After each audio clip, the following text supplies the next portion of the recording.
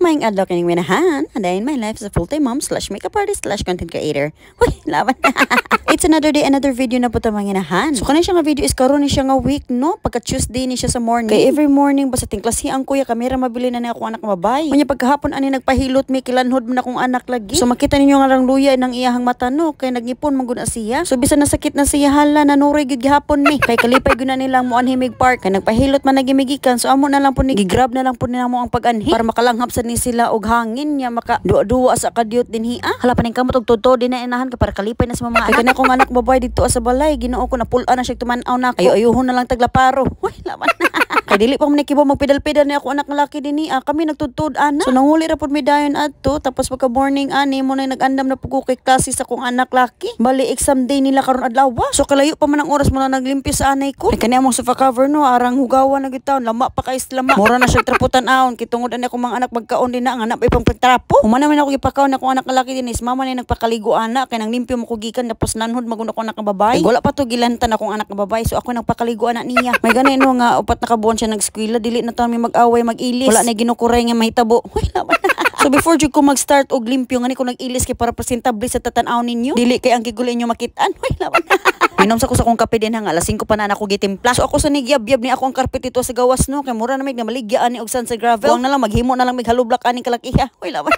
So ako na po nagibutang akong dining table din ha tapos gipamutang na akong mga lingkuranan og nanilig og tiwas. Unya ako na nagipanghabwa ning mga hugaw ni sa akong lamisa. Uy, mo ni problema basta naa kay mga anak no kay dili jud mitsura ang bay. Pamahala na lang no basta kay healthy ang mga anak. Ngano magway-way man ang inahan. Uy, laban.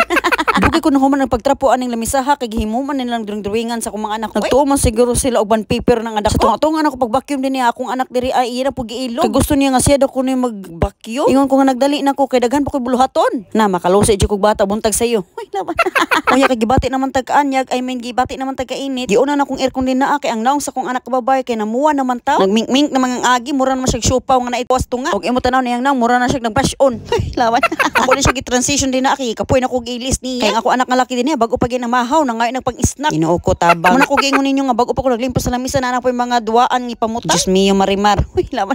So gipanguha na po na ako din sa ang sofa cover kay para lagi malimpyo na. Og giandam na akong snack ni Fronan din na og iyang sininang ilisan tapos tubig. Unya kinumdum ko kay kani iyang libro Ginoo ko gisi man. Uy, gyud sa man ni eskwelahan. So ako siya gi-revive din ha ano gipapiltan na ako pamaay kay para dili magbuwag. Ayo magitaw ni. Unya pag human ako andam si mga gamit diri na ako gipamalik ting mga unlan sa sofa. Ug ako na siya gisapatusan kay nagdali na mi kay alas 7 na. Ang iyang exam is 8:40 so dapat magsayo-sayo ni siya dito. Pag human ako sapatos niya ingon siya sakit ako iyang kukos ako ginil katiran niya gibalik ta kog sapatos. Napakit-cute pa na siya din na kay nagwat pa siya tawagon nila mama. Pagtawag nila mama dito ni gawas siya tapos ako anak babae din nihilak na kay gusto mo uban. Ay gipadua sa nanak ko siya din na kay ako siya gilipat kay mo gawas sa anay ko kay ako tahilmitan ako anak laki. Sila gini mama tighatod ani ni Fronan kay wa man gumabantay sa ko anak babae. So sila ra na mo bilin dito ah. Unya paglakaw nila din ha anak babay-babay na ako anak laki kay arang happy gyud na siya basta masakay nagmotor. So nibalik na kog sulod og dali-dali kay ang akong anak babae dito basing nagkiat ng agi. May gani kay pagsulod na ko kay nagbehave ra pud taon na siya din na. So nibalik ko inom sa kong kape din nag-check ko sa mga emails tapos ako ang YouTube ako gi-check din na ko 8 subscribers no. Follow me na.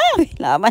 So pagkaudto ani nanguli na sila ni mama og sila Fronan. Nangaon na mi aning duha. Kay ako anak babae din ha ako man siya sa mood mukaon. So kami rin ang anak. May gani ako anak laki din ang picky eater sa una karon mukaon na. Mga alas 2 sa hapon ani gikanan ni sila nangatog nagduwa na gini sila paghuman kay kusog na ilang energy. So kita nga manginan kinahanglan nato duwaan na tong mga anak din para minumduman na nila. Bisan og kapoy kay tong lawas kinahanglan gina nato tagaan sila time. Kay para sa na minumduman ng mga bata nga ang ilang mami magduwa sad nila dili kay magsigir mig cellphone. Pagtaud-taud ana mga alas 5 na nawag lang dadi sa CCTV. Arang lipay sa anak babae. Sumaro to manginan salamat sa pagtanaw inyong inahan. Laban.